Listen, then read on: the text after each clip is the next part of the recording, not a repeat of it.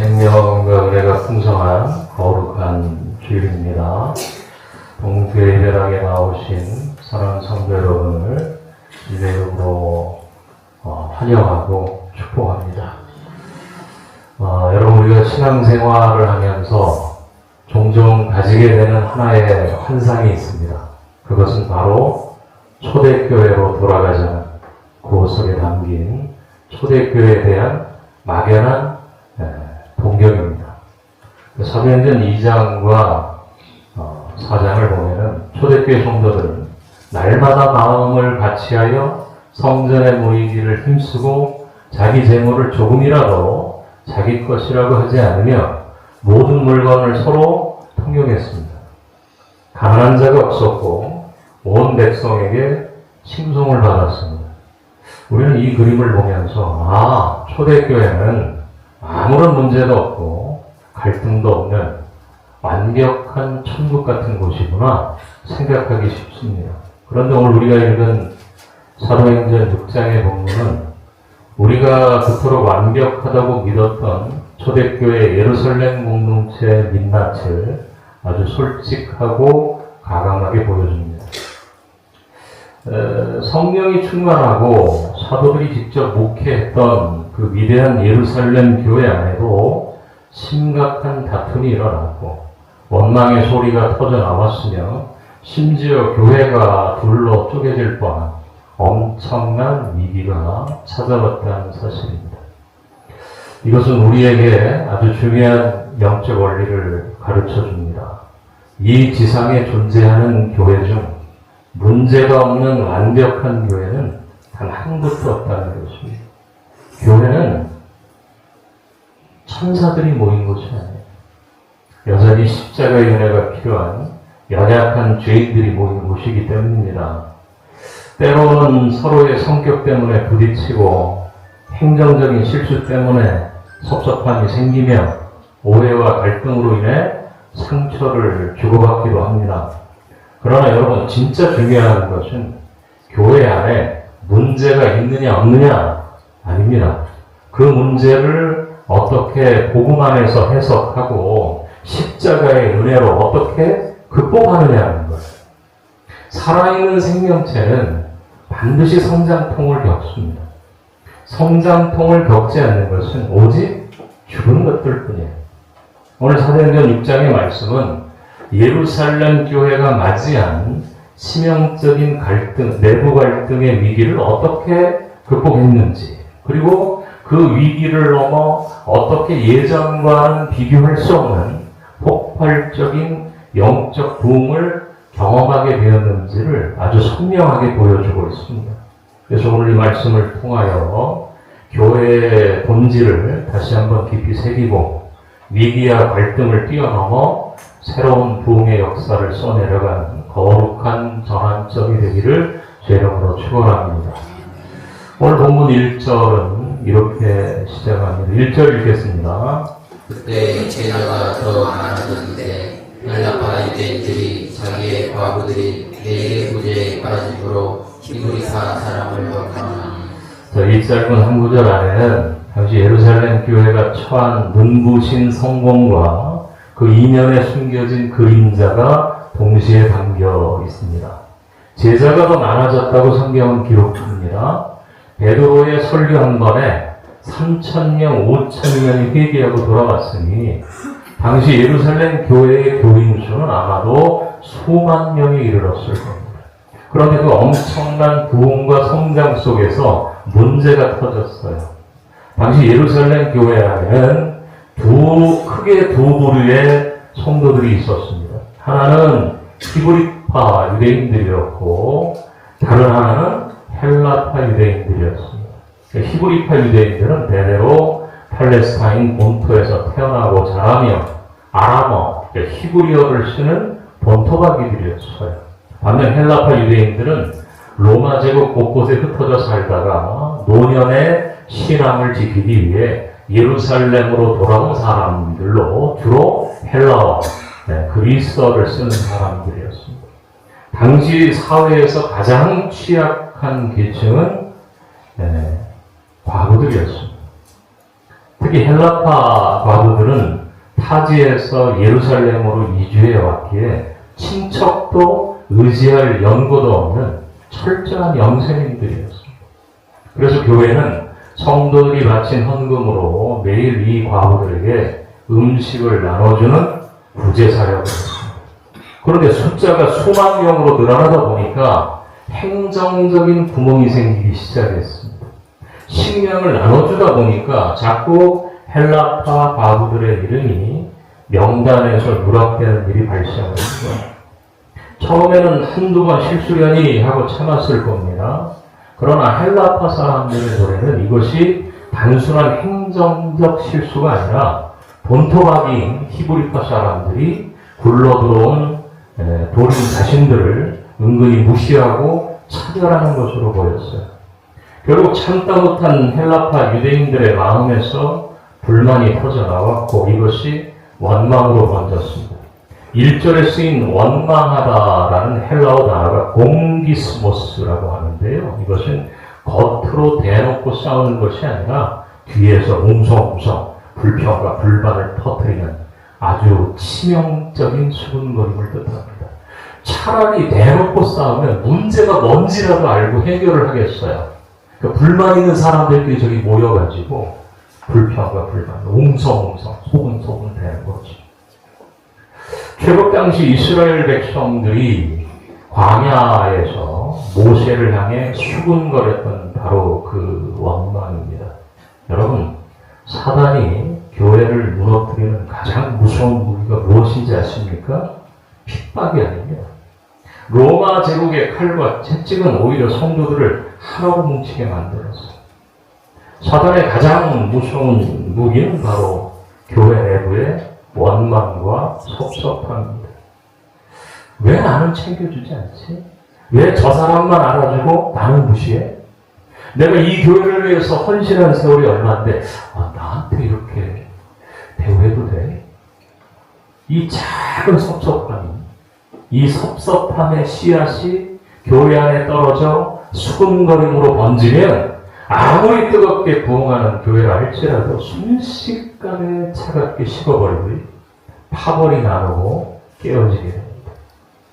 지금 예루살렘 교회는 외부의 핍박 때문이 아니라 구제라는 아주 선하고 좋은 일을 하다가 내부의 행정적 한계와 소통의 부재로 인해 끔찍한 분열의 위기를 맞게 되는 거예요.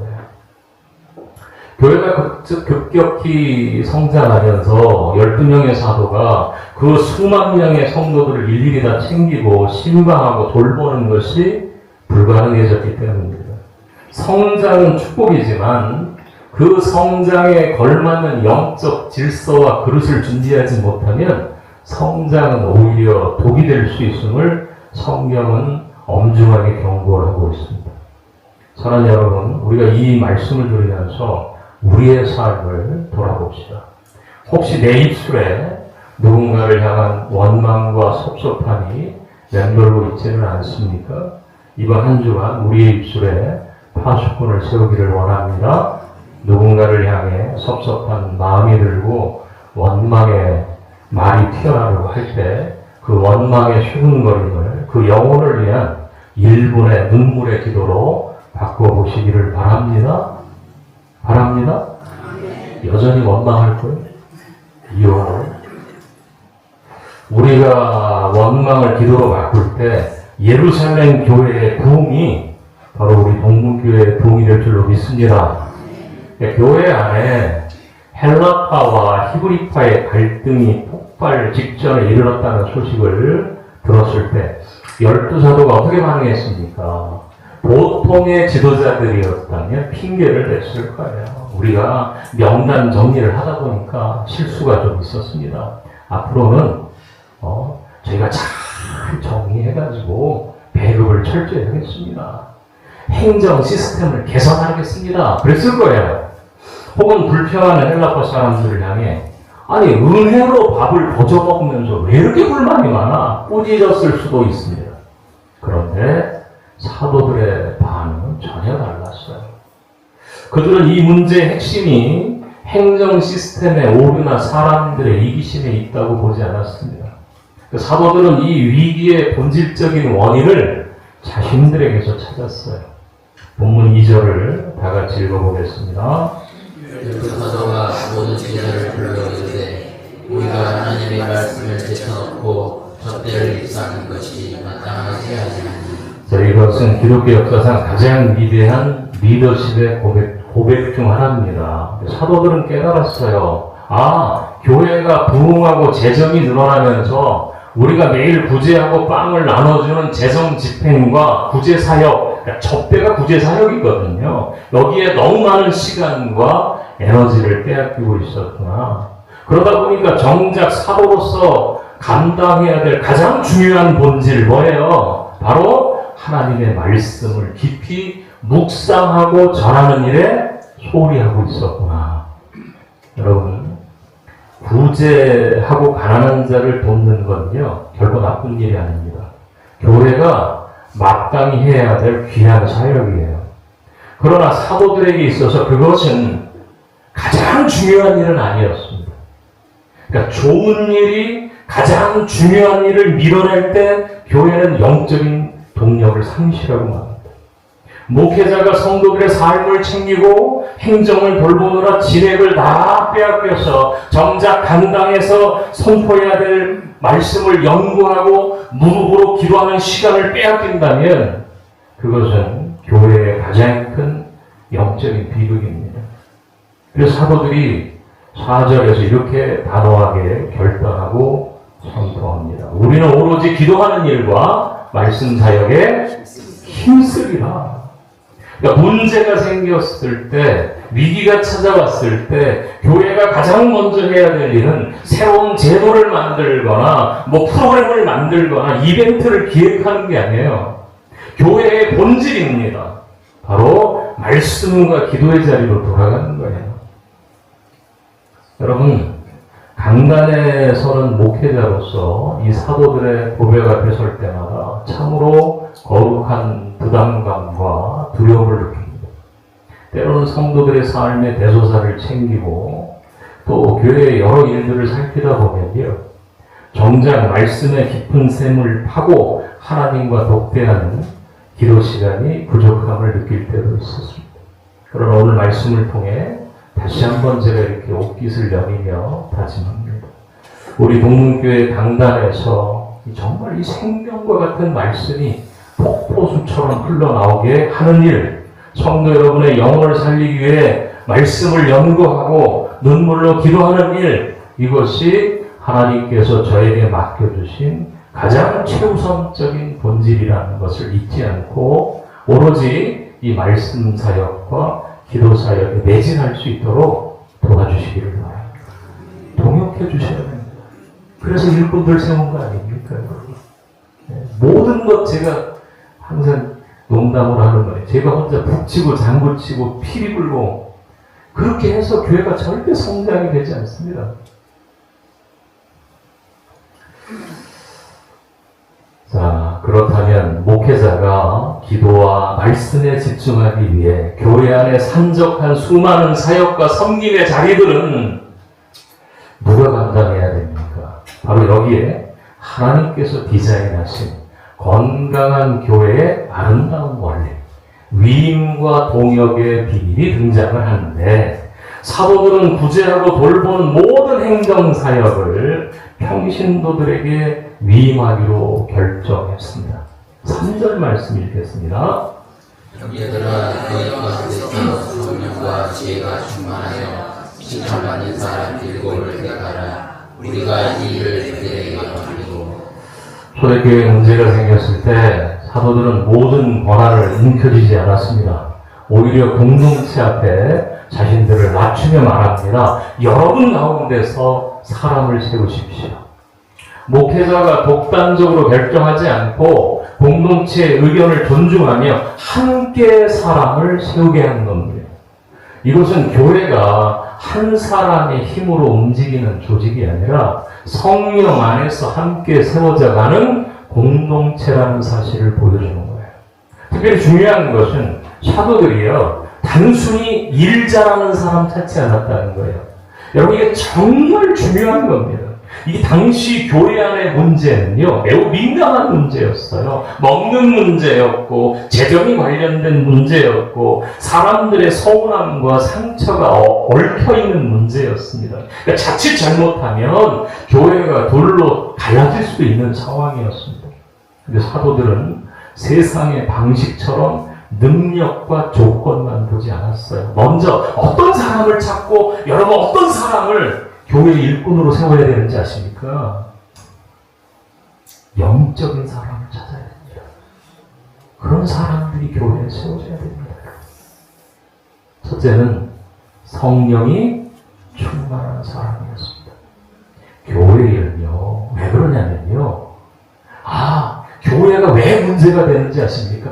저 사람이 그 일을 잘해. 저 사람이 세상적으로는 돈도 있고 능력도 있고 잘할 것 같아. 아니에요. 교회는요, 사람의 일이 아닙니다. 하나님의 일이에요. 그러니까 성령 충만하다는 것은 단순히 감정이 뜨겁다는 말이 아니에요. 자기 욕심보다 하나님의 뜻을 먼저 구하고 자신의 감정보다 공동체의 유익을 먼저 생각하며 맡겨진 일을 통해 하나님께 영광 돌리는 사람입니다. 성령 충만한 사람은요, 일을 하면서도 사람을 살립니다.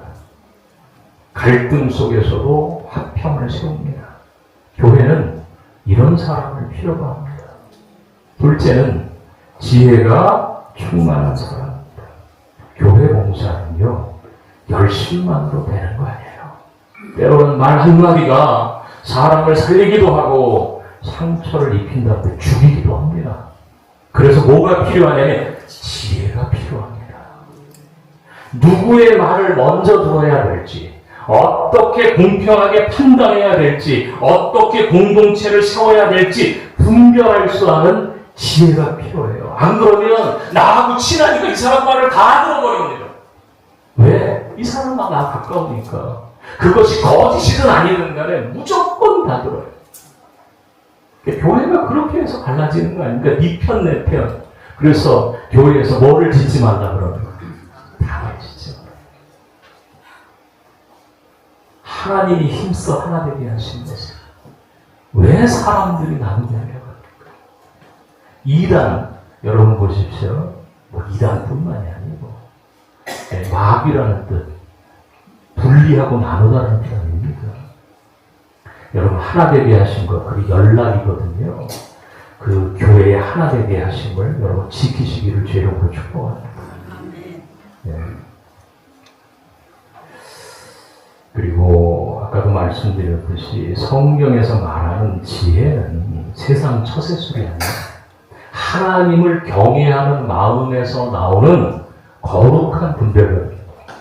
그러니까 성령의 사람은 반드시 지혜로운 사람이 되어갑니다.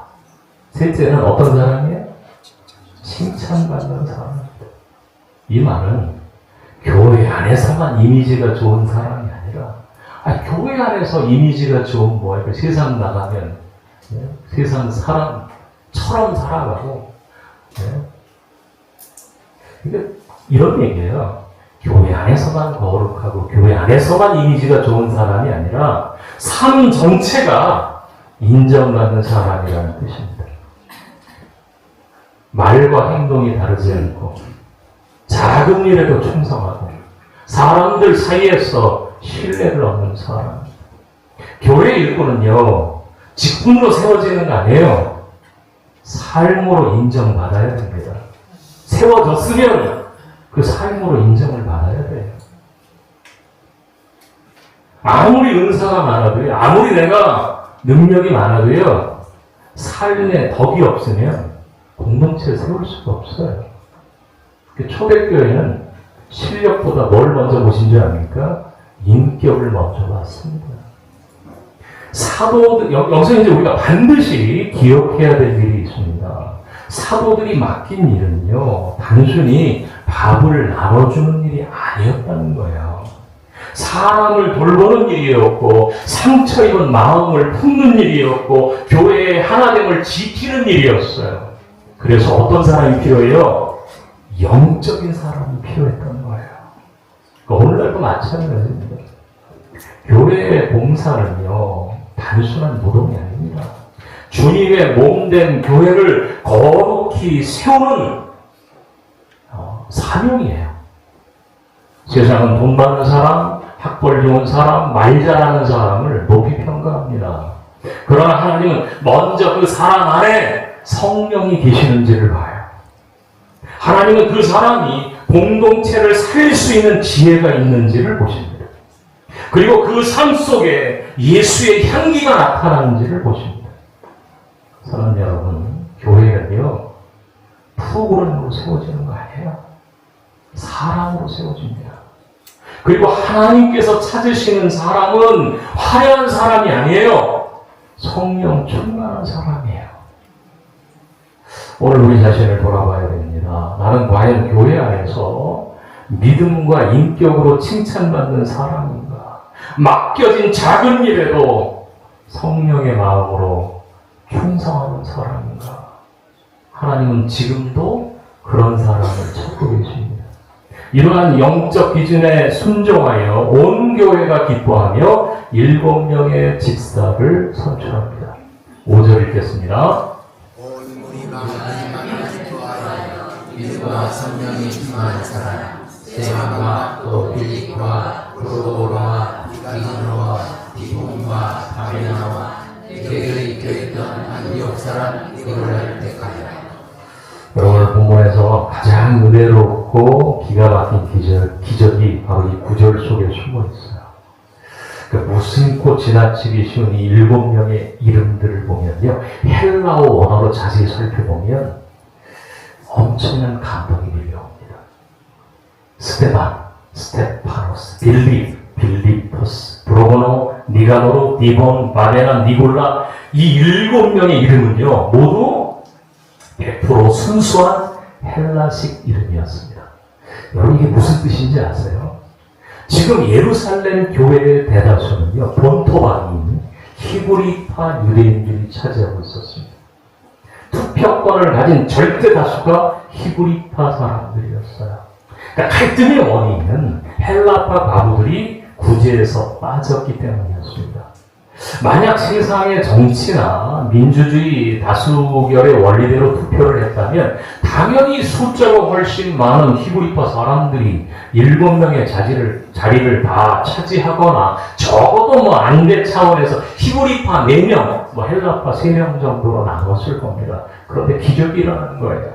투표의 절대 다수를 차지하던 히브리파 성도들이요, 자신들의 기득권을 다 내려놓습니다. 그리고 자신들에게 불만을 제기했던 소수의 헬라파 성도들에게 구제와 재정을 맡아보는 7 집사의 자리를 100% 몰아준 거예요. 이게 세상의 정치에서 절대로 일어날 수 없는 일이죠. 오직 십자가의 복음으로 변화된 공동체만이 할 수 있는 위대한 양보고 사랑이었습니다. 히브리파 사람들은 이렇게 마음을 모았을 거예요. 형제들아, 우리가 숫자가 많다고 권리를 주장하지 말자. 헬라파 가부들이 배가 고파 눈물 흘릴 때 우리가 그들의 상처를 세심하게 돌보지 못했다. 그러니까 그들의 아픔과 언어와 문화를 가장 잘 아는 헬라파 사람들에게 이 모든 구제의 권한과 재정을 맡기자. 우리가 십자가 안에서 기꺼이 져주고 양보하자. 여러분, 다수파였던 히브리파 사람들이 아니 어떻게 이 엄청난 기득권을 포기하고 위대한 양보를 할 수 있었을까요? 그들이 태생적으로 착해서가 아닙니다. 바로 예수 그리스도의 십자가를 깊이 경험했기 때문이에요. 만왕의 왕이신 예수님께서 하늘보좌의 모든 기득권을 버리고 이 땅에 낮고 천한 모습으로 오셔서 우리를 살리시기 위해 자신의 생명까지 십자가에 온전히 양보하셨기 때문이지요. 그 십자가에 피 묻은 사람이 내 안에 흐르기 시작하니까 내 권리, 내 자리, 내 몫을 챙기려는 이기적인 마음이 눈 녹듯 녹아내렸던 거야. 할렐루야. 예전에 그 TV에서 아주 감동적인 다큐멘터리를 본 적이 있습니다. 눈이 보이지 않는 시각장애인들과 귀가 들리지 않는 청각장애인들이 함께 팀을 이뤄서 등산을 하는 얘기인데 여러분 혹시 보신 적 있으세요? 처음에는 다들 저게 가능할까 하고 의심을 해요. 그런데 그들은 아주 놀라운 방법으로 산을 오릅니다. 눈에 보이는 청각장애인들이요, 맨 앞에 서서 길을 안내하고 그 뒤를 시각장애인이 시각장애인의 지팡이를 잡고 따라갑니다.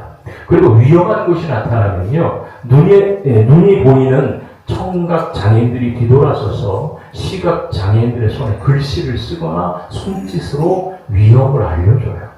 그러면 시각장애인은 소리를 내서 뒤에 오는 또 다른 시각장애인들에게 전달을 해주는 거예요.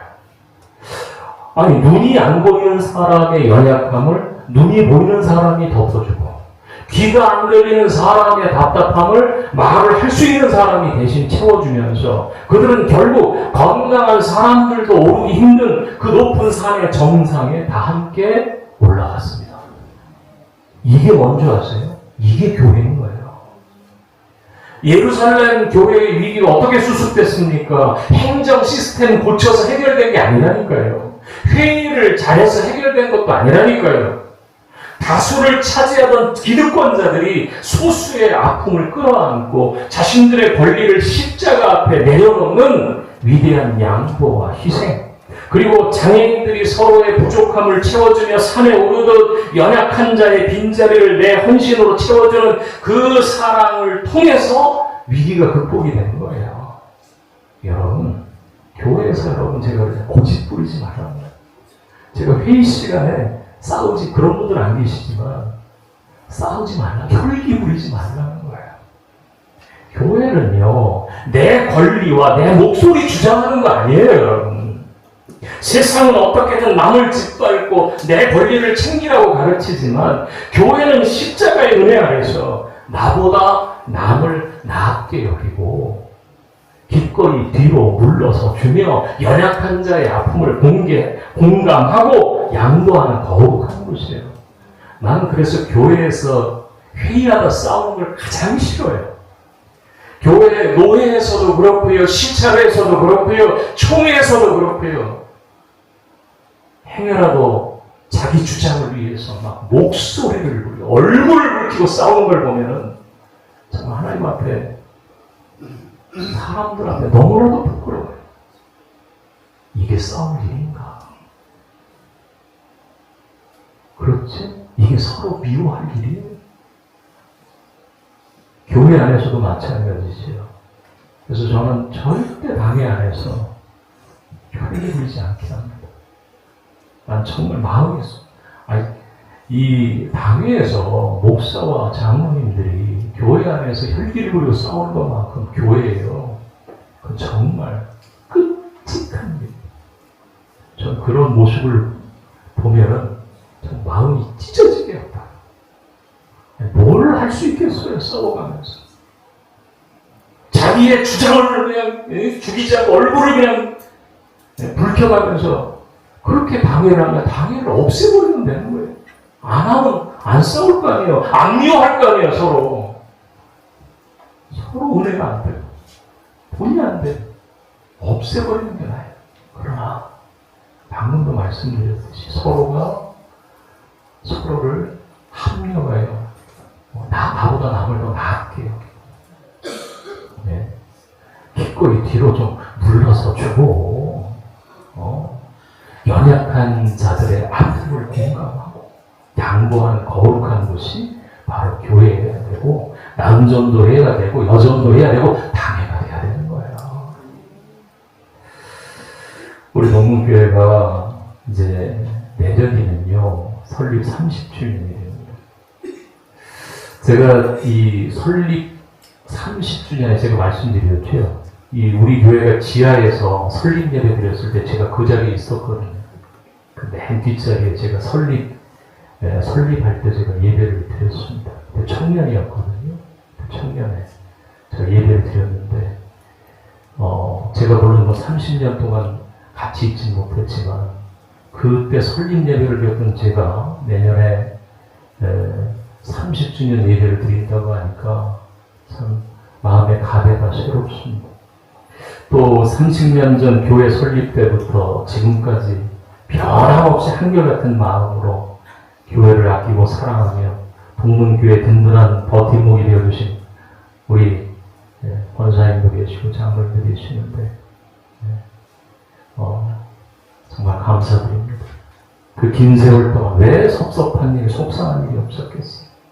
그럼에도 불구하고 자기 주장을 내세우기보다 교회의 덕을 세우기 기꺼이 저조해요.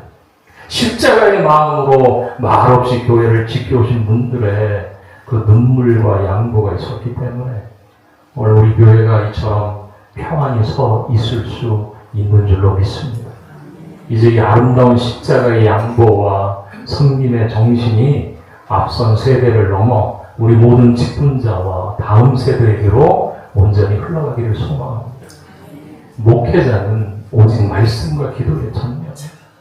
성도들은 성령과 지혜가 충만한 일꾼으로 세워져서 교회의 곳곳을 좀 풀어보고 다수는 소수를 배려하고 앞선 자는 뒤처진 자를 세워주는 교회. 서로가 서로의 짐을 기꺼이 나눠지는 이 초대교회의 아름다운 질서가 우리 동문교회 안에 풍성히 열매 맺기를 축원합니다. 이처럼 사도들이 본질을 회복하고 성도들이 십자가의 사랑으로 양보하고 일꾼을 세웠을 때 예루살렘 교회가 상상할 수 없는 엄청난 기적이 일어나요. 원망과 불평으로 쪼개질 뻔했던 교회가 오히려 이 위기를 통과한 후에 교회의 역사상 가장 위대한 도움을 맞이하게 됩니다. 오늘 본문의 결론이자 정점인 7절 말씀 우리 함께 읽겠습니다. 하나님의 말씀이 점점 왕성하여 예루살렘에 있는 제자의 수가 더 심히 많아지고 허다한 제사장의 무리도 이 도에 복종합니다. 할렐루야. 제가 말씀을 준비하면서 눈에서 뜨거운 눈물이 나요. 이 구절을 제가 읽을 때마다 제가 말씀을 제가 묵상하면서 설교를 준비하면서 한 100번을 읽었던 것 같아요. 가슴이 터질 듯한 감격을 느꼈어요. 성도들이 다툼을 그치고 일꾼들을 세워 사도들이 온전히 말씀에만 집중할 수 있도록 든든하게 받쳐주니까 막혀있던 이 영적인 혈관이 확 뚫려 하나님의 말씀이 점점 왕성하여졌다는 거예요. 강단에서 선포되는 말씀의 성령의 불이 임하고 그 말씀이 성도들의 심령에 살아 역사하기 시작하는 거예요. 말씀이 왕성해지니까 자연스럽게 뒤따라오는 것이 무엇입니까? 예루살렘에 있는 제자의 수가 더 심히 많아지고 단순히요 교인들의 수가 늘어난 게 아닙니다. 그랬다면 예루살렘에 있는 교인의 수가 더 심히 많아졌겠지요. 그런데 아니에요. 십자가의 길을 걷는 누구의 수가? 제자의 수가 기하급수적으로 늘어난 겁니다. 그런데 7절의 가장 충격적인 기적은 마지막 구절에 있어요. 허다한 제사장의 무리도 이 도에 복종하니라. 여러분 제사장들이 누굽니까? 예수님을 십자가에 못 박은 데 앞장섰던 사람들입니다. 율법에 찌들어 있어서 기독교 복음을 가장 적대시하고 핍박하던 핵심 세력들입니다. 도무지 변화될 것 같지 않았던 그 완악하고 강팍한 제사장들마저도 교회의 변화된 모습을 보고 무릎을 꿇어버린 거예요. 그 완악한 제사장들이 무엇을 보고 복종했습니까? 베드로의 말솜씨 때문입니까? 아니에요. 기적 때문입니까? 아니에요. 제사장들은 성전에서 평생 제사만 지냈던 사람들이라 기득권 싸움과 율법적인 정죄에 아주 이골이던 사람들이에요. 그런데 예루살렘 교회라는 곳을 보니까 충격적인 광경이 벌어지는 겁니다. 갈등이 터졌는데요. 권력자들, 그리 생각하는 권력자들, 이 사도들이 변명하지 않고 자신들의 기득권을 내려놓는 거예요. 다수파, 그러니까 히브리파, 그러니까 소수파, 헬라파에게 모든 재정권과 자유를 양보합니다. 원망과 수군거림이 가득했던 곳에 은혜와 사랑과 포용이 넘쳐나는 거예요. 제사장들이 그 교회의 모습을 보고 전율했어요. 야, 저곳에 진짜 누가 계셔요? 하나님이 계시는구나. 율법이 해내지 못한 일을 예수 그리스도의 십자가의 사랑이 해냈구나. 여러분, 교회가 교회다운 본질을 회복하고요. 성도들이 십자가의 삶을 살아낼 때 세상에서 가장 완고하고 강팍한 영혼들까지도 복음 앞에 무릎을 꿇는 기적이 일어난 거예요. 사랑하는 여러분, 이제 말씀을 맺지요. 미국의 한 유명한 목사님이 그랬어요. 위기 없이 성장하는 교회는 없다. 그러나 본질을 붙잡는 교회는 위기를 디딤돌 삼아 비상한다. 그렇게 말씀하셨습니다. 초대교회가 바로 그랬어요. 그들은 갈등이라는 거대한 파도 앞에서 인간적인 수단이나 세상의 정체를 택하지 않고 말씀과 기도 그리고 십자가의 양보라는 가장 묵직한 본질의 닻을 냅니다. 우리 동문교회가 지난 30년 가까운 세월 동안 수많은 비바람과 고비들을 지나왔습니다. 때로는 사람 때문에 상처받고 섭섭한 일도 있었을 것이고 서로의 오해로 인해 가슴을 아리하던 시간도 분명히 있었을 겁니다. 그러나 그때마다 주님의 십자가의 사랑 안에서 서로를 넉넉히 품어주고 눈물로 기도의 제단을 지켜주신 성도님들이 계셨기 때문에 오늘 우리가 이 거룩한 예배의 감격을 누릴 수가 있는 거예요. 지난 세월 이름 없이 빛 없이 교회의 모퉁이돌이 되어주신 여러분들의 그 눈물과 헌신을 우리 하나님께서 빠짐없이 다 기억하고 계시는 줄로 믿습니다. 내년이면 우리 교회가 영광스러운 설립 30주년을 맞이합니다. 사람으로 치면 30살 뜻을 단단히 세우고 흔들림 없이 나아가는 이립의 나이입니다. 이제 우리 교회가 다음 세대를 향해 그리고 더 큰 하나님의 비전을 향해 힘차게 도약해야 될 때입니다. 과거의 은혜에만 머물러 있을 수는 없어요. 이제는 영광스러운 미래를 향해 믿음의 돛을 올려야 될 때가 왔어요. 그러기 위해서 오늘 사도행전 6장의 말씀이 우리 교회의 영적인 거룩한 영적 DNA가 되어야 됩니다. 교회 안에 원망과 섭섭함의 마귀가 틈차지 못하도록 우리 입술을 제어하고 서로의 연약함을 십자가의 보혈로 덮어주시기를 바랍니다. 내 권리와 내 몫을 챙기기보다 스데반과 7 집사를 세워주었던 히브리파 성도들의 그 위대한 양보와 섬김을 우리 동문교회 아름다운 전통으로 이제 만들어 갑시다. 아멘? 이 재단에서 생명의 말씀을 전하도록 부름받은 이 부족한 종은 목회자의 가장 귀한 사명인 기도와 말씀 사역을 위해 저의 온 정성과 마음을 쏟겠습니다. 험한 세상을 살아가는 우리 성도님들의 지친 영혼을 살리고 위로하는 십자가의 복음을 늘 진실하게 가감없이 전하도록 하겠습니다. 여러분 강단에서 선포되는 그 말씀이 여러분의 삶 속에서 역사할 수 있도록 각자의 삶의 자리에서 지혜가 충만한 든든한 동역자로 서주시기를 바랍니다. 그리고 도와주시기를 바랍니다. 우리가 이 아름다운 믿음의 톱니바퀴가 맞물려 갈 때 하나님의 말씀이 우리 교회 강단에서 더욱 왕성하여질 거예요. 그래 우리 교회 모든 어르신이 비록 적은 수이지만 예배의 자리를 묵묵히 지키고 있는 너무나 귀한 우리 청년들, 주일학교 아이들에게 든든한 영적인 부모가 되어서 여러분 눈물로 기도해 주십시오. 이 보석 같은 다음 세대가 어르신들을 주님의 사랑 안에서 깊이 존경하고 섬길 때 우리 동문교회는 세상의 그 어떤 환난과 사단의 시험이 닥쳐와도 결코 무너지지 않는 십자가의 은혜가 흐르는 거룩한 영적인 교회, 영적인 명문 가문이 될 줄로 믿습니다. 특별히 내년 30주년을 바라보면서 우리 광주 동문교회도 사도행전 6장의 예루살렘 교회처럼 앞으로 교회의 내일을 든든히 세워갈 귀한 직분자들과 일꾼들을 기도로 준비해야 될 중요한 시기에 있습니다. 세상의 잣대나 이런 인간적인 조건 절대 보지 마세요. 여러분들이 보셔야 될 부분은 이겁니다. 스데반과 빌립처럼 성령과 지혜가 충만한지 보세요. 모든 성도에게 칭찬받는지 보세요. 그런 십자가의 일꾼들이 우리 교회 안에 풍성히 세워질 수 있도록 여러분 지금부터 온 성도가 기도를 모으시고 마음을 모아주셔야 돼.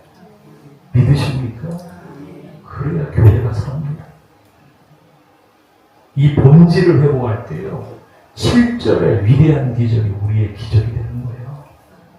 하나님의 말씀이 우리 동문교회를 통해 이 메마른 광주 땅 전역으로 왕성하게 뻗어나가면요 세상에서 상처있고 방황하던 수많은 영혼들이 이곳으로 몰려온다니까요.